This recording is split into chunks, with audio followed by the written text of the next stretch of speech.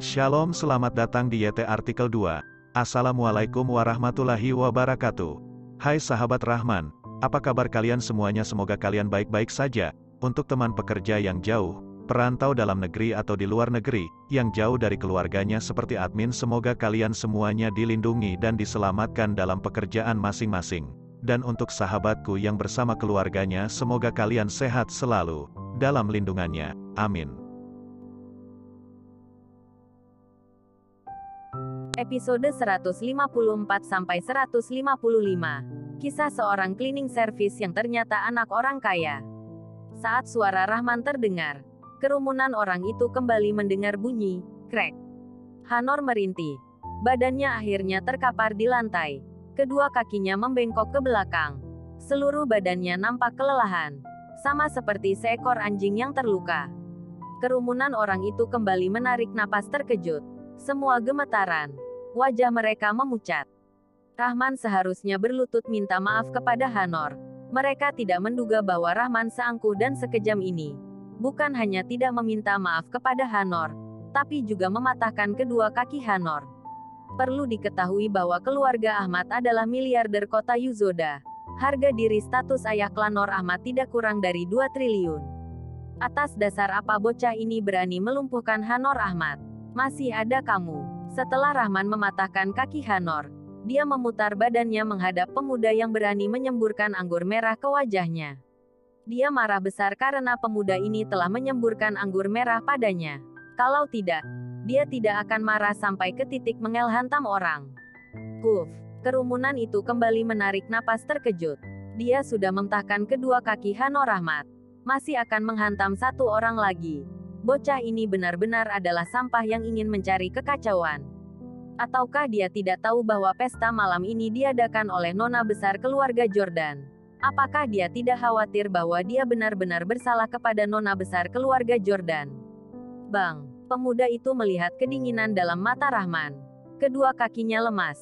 Langsung berlutut karena terkejut. Maaf.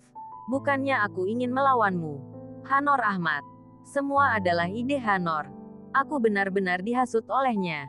Tolong lepaskan aku. Wajah pemuda itu pucat. Suaranya memohon dengan gemetar. Tidak peduli apakah kamu dihasut olehnya. Saat kamu menyemburkan setengah gelas anggur merah ke wajahku, kamu seharusnya bersiap untuk menanggung amarahku. Rahman berkata dingin. Kakinya menendang wajah pemuda itu. Tulang hidung pemuda itu patah seketika. Pemuda itu merintih kesakitan, memegangi hidungnya sambil berguling di lantai. Kerumunan orang itu gemetaran. Di usia yang sama, ini adalah pemuda yang paling kejam yang mereka temui. Rahman kembali memutar badannya ke Hanor yang meringkuk di karpet. Kakinya diinjakkan ke wajahnya. Dengan dingin berkata, aku dengar kamu juga menabrak mobilku. Aku pernah memberitahumu, kalau mobilku bermasalah, kamu tidak akan mampu menanggung resikonya. Hanor gemetaran. Mobil Rahman sudah dihancurkan habis-habisan olehnya.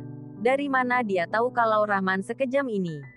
Kamu berani melawanku seperti ini. Apakah kamu tahu siapa aku? Lalu apakah kamu masih yakin mau mencari gara-gara denganku? Hanor menahan rasa sakit kakinya yang patah sambil berkata dengan marah. Menurutku siapakah dirimu? Sedikit pun tidak penting. Yang terpenting adalah, kamu harus ingat, di kota besar Yuzoda, tidak ada seorang pun yang bisa memprovokasiku. Rahman tersenyum tipis. Sorotan matanya sangat percaya diri. Dia memiliki kekuatan ini. Maka dia berani sepercaya diri ini.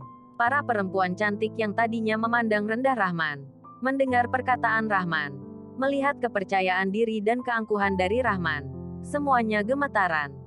Ini baru namanya keangkuhan seorang laki-laki. Tidak peduli apakah perkataannya sungguh-sungguh atau tidak. Tapi siapa lagi yang memiliki keangkuhan seperti dia di tempat ini?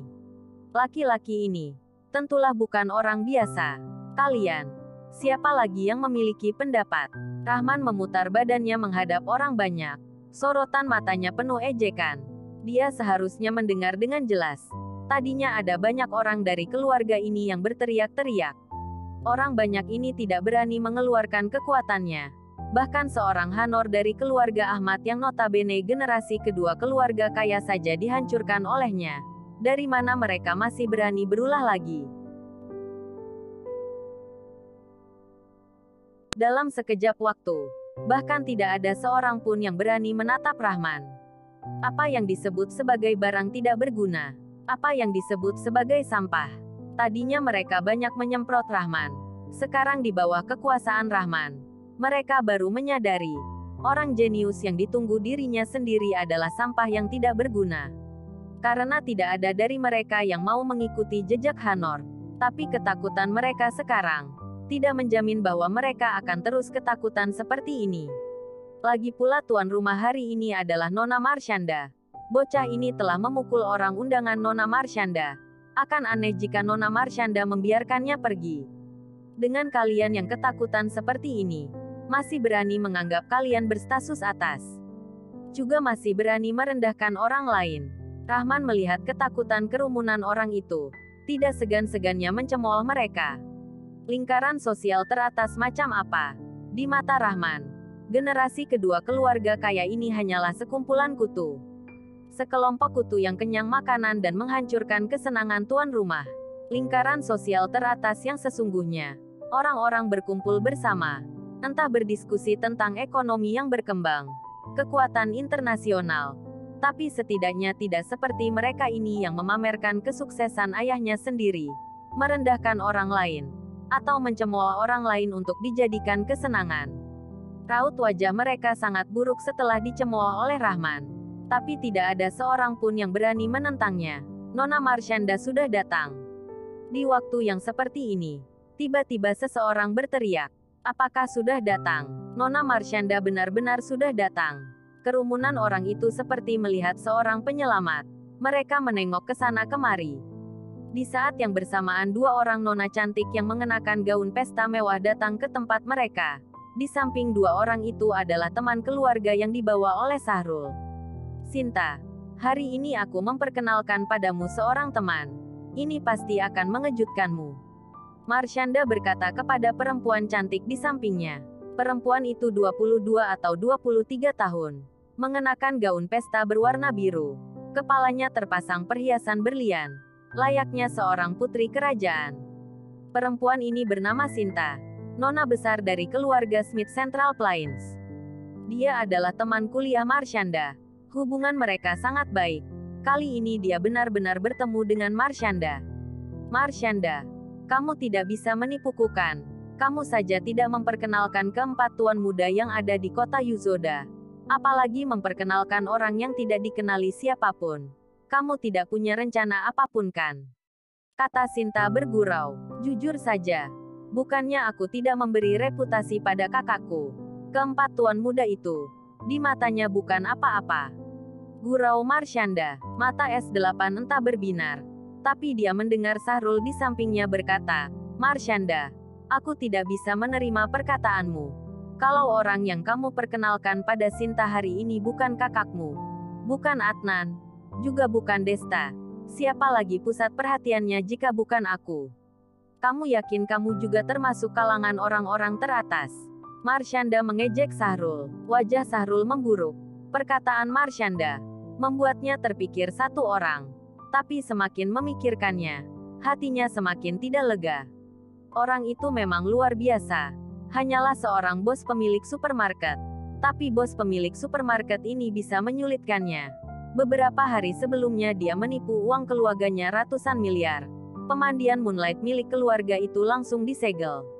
Tapi untungnya hal ini ditekan oleh Jenderal Umar. Kalau tidak pada titik ini keluar Krafi mungkin telah hilang. Marshanda, kamu berkata seperti ini. Aku semakin penasaran dengan orang itu. Kata Sinta dengan matanya yang berbinar. Di saat yang sama, hanya terlihat sekumpulan generasi kedua keluarga kaya yang menghampiri. Wajah mereka sangat buruk. Episode 155. Nona Marshanda. Mengerikan. Seorang pengacau datang membuat keributan. Mematahkan kedua kaki Hanor. Cepatlah ke sini dan melihatnya. Siapa? Raut wajah Marshanda berubah. Bertanya dengan suara berat. Itu orangnya. Orang banyak itu menunjuk Rahman bersamaan. Mereka menantikan Rahman dihukum. Nona besar Marshanda sudah datang. Mari kita lihat bagaimana dia mengakhiri ini. Bukankah sampah ini baru saja berlaga angkuh? Masih berani mematahkan kedua kaki Hanor. Aku lihat bahwa nona besar Marshanda seharusnya juga akan mematahkan kedua kakinya. Memberi Hanor sebuah penjelasan. Benar. Baru saja jika tidak terpikir bahwa ini adalah tempat nona besar Marshanda. Kami akan memberi nona besar Marshanda sedikit reputasi. Aku akan pergi dan membereskan dia. Kerumunan orang itu berbalik dari rasa takut mereka. Di hadapan Marshanda, satu persatu dari mereka terlihat sangat hebat. Sama sekali lupa tentang kondisi tertekan yang dibuat oleh Rahman barusan. Saat di depan Marshanda, mereka satu persatu seperti sedang menegakkan keadilan. Semua melihat reputasi Marshanda dan tidak memiliki cara untuk bertindak. Kalau tidak, Rahman dari awal sudah diberi pelajaran oleh mereka berkali-kali. Tidak ada yang menyadari saat ini dari mana mereka mengerti suasana hati dari Marshanda. Marshanda sangat sulit mengundang Rahman datang kemari. Juga membahas masalah proyek di Bandung. Baru akhirnya mendapat persetujuan dari Rahman. Tidak menduga bahwa dia hanya pergi untuk menemani Sinta berdandan dan orang-orang ini sudah mempersalahkan Rahman. Dia dari awal hingga akhir tidak memandang Hanor dan teman-temannya. Di matanya, bagaimana Hanor dan yang lainnya bisa dibandingkan dengan Rahman? Nona besar Marshanda, kamu harus membantuku berinisiatif. Sampah tidak berguna itu mengacaukan dan mengambil alih keadaan. Aku hanya menyuruhnya mengeluarkan undanganmu. Dia langsung mulai bertindak, sekaligus mematahkan kedua kakiku. Hanor menatap Marshanda dengan penuh rasa derita. Hatinya penuh dengan dendam. Jika memungkinkan, dia ingin mematahkan kedua kaki Rahman sendiri. Tapi Marshanda tidak memedulikannya. Dia langsung datang ke hadapan Rahman, meminta maaf dan berkata, "Rahman, aku benar-benar minta maaf. Aku baru saja selesai menemani temanku berdandan. Tidak menduga bahwa orang ini tidak menghargaimu dan menyalahkanmu." Hah, kerumunan orang itu semua meraung. Marshanda tiba-tiba meminta maaf pada bocah ini. Astaga, apakah dia ternyata bukanlah pengacau? Baru saja ada orang-orang yang berlaga angkuh ingin menghancurkan Rahman. Seketika wajah angkuh mereka membeku. Mereka sangat terkejut. Ini adalah nona besar Marshanda. Dia tanpa diduga juga harus meminta maaf pada bocah ini. Dan juga tidak bertanya iya atau tidak, benar atau salah. Secara langsung meminta maaf pada bocah ini. Apakah dia lebih hebat dari keempat tuan muda? Dunia ini sungguh kacau. Bocah ini mematahkan kedua kaki Hanor. Marshanda juga tidak mencari gara-gara dengannya. Malahan meminta maaf padanya. Suasana hati kerumunan orang banyak itu runtuh. Mereka menyesal telah mempersalahkan Rahman. Bahkan Marshanda sangat berhati-hati untuk meminta maaf di depan Rahman. Lalu mereka ini termasuk golongan apa? Mereka yang tadinya berkata ingin menghancurkan Rahman, seketika menyesal. Demi menunjukkan ketangkasan bicara mereka, tidak menduga bahwa secepat ini berbalik. Hanor dan temannya seperti tersambar petir. Saat ini, mereka menyadari bahwa dirinya seperti orang yang lebih bersalah dari orang yang sangat bersalah sekalipun. Terutama Hanor. Teringat tentang dia menabrak mobil Rahman sampai hancur itu. Meskipun kedua kakinya patah. Tapi saat ini dia sudah putus asa. Jika dari awal aku tahu bahwa kamu mengundang orang-orang ini, aku tidak akan datang. Jujur saja, identitasmu sebagai nona besar Marshanda bergabung dengan sampah-sampah ini sangat disayangkan. Rahman berkata dengan nada sok senior. Jeremy memanggilnya saudara Rahman. Meskipun hanya terpaut beberapa tahun lebih tua dari Marshanda, saat ini Rahman memang berbicara dengan Marshanda menggunakan identitasnya sebagai senior. Mendengar Rahman mengatai mereka sampah, kerumunan orang itu marah besar. Tapi tidak ada yang berani mengeluarkan sepatah kata pun. Bahkan orang yang berani mendidik keluarga nona besar Marshanda saja mana bisa memprovokasi. Kecuali mereka juga memiliki pikiran yang sama dengan Hanor. Tuan Rahman, maaf, ini adalah salahku. Marshanda menundukkan kepalanya. Hatinya agak sedih saat Rahman mengatakan hal ini padanya. Dia tidak menganggapnya sebagai teman, tapi menganggapnya sebagai junior. Ini yang tidak ingin dilihatnya. Sinta menatap Rahman dengan penasaran. Sepasang mata pintarnya itu berkedip. Apakah ini orang yang ingin diperkenalkan Marshanda padaku? Lupakan saja. Masalah ini tidak ada hubungannya denganmu. Rahman menggelengkan kepalanya. Melihat Marshanda yang terus-menerus minta maaf. Kemarahan di hatinya sudah setengah padam. Tuan Rahman, bagaimana caranya mengurus mereka berdua? Marshanda menunjuk kepada Hanor dan temannya yang meringkuk di karpet dengan muka putus asa. Sepertinya mereka menabrak mobilku sampai hancur. Kamu suruhlah mereka mengganti rugi sebuah mobil untukku, itu sudah cukup. Rahman berkata datar. Bukannya dia tidak mau mengurus mereka.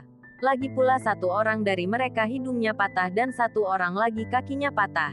Tenaga yang mereka keluarkan juga sudah cukup. Tidak perlu lagi berurusan lama-lama dengan mereka. Baiklah, Marshanda menganggukkan kepalanya. Sekaligus menyuruh orang untuk membawa Marshanda dan temannya pergi ke rumah sakit terlebih dahulu. Rahman, bagaimana bisa kamu berotoritas seperti itu? Setelah Hanor dan temannya dibawa pergi, Sahrul datang ke hadapan Rahman dengan kemarahan. Rahman menatap Sahrul datar, juga melihat beberapa pengawal yang berada di sampingnya. Dia berkata mengejek. Bagaimana bisa dibandingkan aku dengan Sahrul? Sahrul saja memiliki pengawal yang selalu menemaninya. Rahman, aku tidak membahas masalah ada atau tidak ada denganmu. Terakhir kali kamu menipuku. Hari ini kamu perlu memberiku sebuah pengakuan. Sahrul berkata dengan kekuatan penuh. Lagi pula masalah pemandian Moonlight itu sudah ditangani oleh Jenderal Umar. Dia juga tidak khawatir jika Rahman mengancamnya dengan masalah pemandian ini lagi. Kerumunan orang itu mendengar bahwa Sahrul ditipu oleh Rahman puluhan miliar. Mereka lagi-lagi tercengang. Apa sebenarnya identitas bocah ini? Bahkan salah satu dari keempat tuan muda itu Sahrul pun juga telah merugi. Marshanda dan Sinta menatap Rahman dengan penasaran. Menatap Sahrul dengan semakin penasaran. Mereka sangat penasaran masalah apa yang terjadi di antara mereka berdua. Pengakuan apa yang kamu inginkan? Rahman berkata dengan mengejek. Kembalikan uang itu padaku. Sahrul berkata dengan serius. Demi uang 10 juta itu. Dia diperhitungkan oleh ayahnya beberapa kali. Sampai karenanya juga dicemooh oleh saudara-saudaranya. Bahkan karena masalah pemandian Moonlight yang disegel. Masa depannya yang menginginkan warisan properti domestik keluarga Raffi mengalami sedikit kesulitan. Boleh. Suruhlah ayahmu untuk mencariku. Jika dia memang berani meminta uang itu, aku dengan segera akan mentransfernya padamu. Rahman berkata dengan penuh ejekan. Dulu dia masih tidak mengerti akan alasan pemandian Moonlight. Tapi hari itu Jenderal Umar tiba-tiba meneleponnya. Dia hampir bisa menebak semua potongannya. Bersambung.